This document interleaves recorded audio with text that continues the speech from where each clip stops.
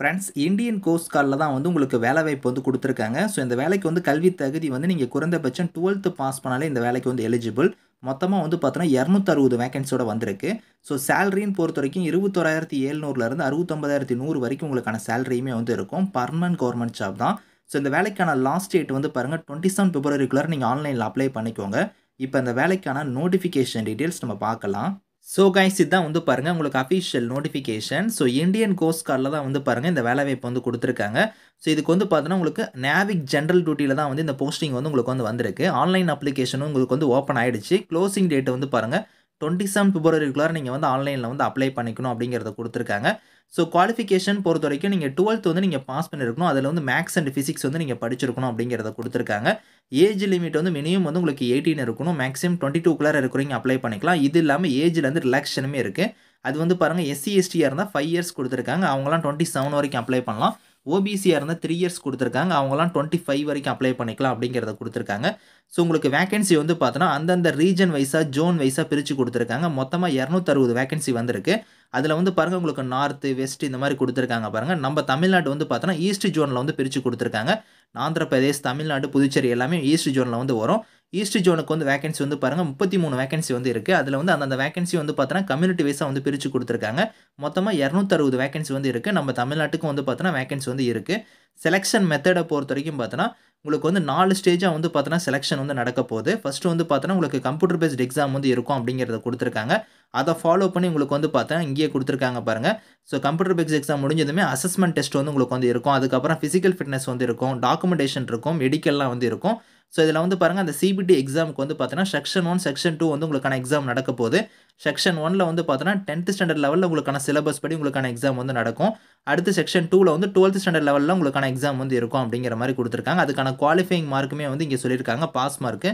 So 30 mark எடுத்தால் you are, EWS, ஓபிசிலாம் வந்து qualify. அது எஸ்சி எஸ்டியாக இருந்தால் 27 எடுத்தாலே குவாலிஃபை அப்படிங்கிற மாதிரி கொடுத்துருக்காங்க. ஸ்டேஜ் 2ல் வந்து பார்த்தோன்னா உங்களுக்கு அசஸ்மெண்ட் டெஸ்ட்லாம் வந்து இருக்கும். அதில் வந்து பார்த்தோன்னா ஃபிசிக்கல் ஃபிட்னஸ் டெஸ்ட் வந்து பாருங்கள் நீங்கள் 1.6 கிலோமீட்டர் வந்து நீங்கள் ரன் பண்ணணும். அதுக்கப்புறம் வந்து பாருங்கள் 20 ஸ்குவாட் அப்ஸ், 10 புஷ்அப்ஸ் இதெல்லாம் வந்து நீங்கள் எடுக்கிற மாதிரி இருக்கும் அப்படிங்கிறத கொடுத்துருக்காங்க. ஸோ அதை ஃபாலோ பண்ணி டாக்குமெண்ட் வெரிஃபிகேஷன் அதுக்கப்புறம் உங்களுக்கு மெடிக்கல்லாம் வந்து இருக்கும் அப்படிங்கிற வந்து பாருங்கள் இதில் வந்து டீட்டெயிலாக இருக்குது.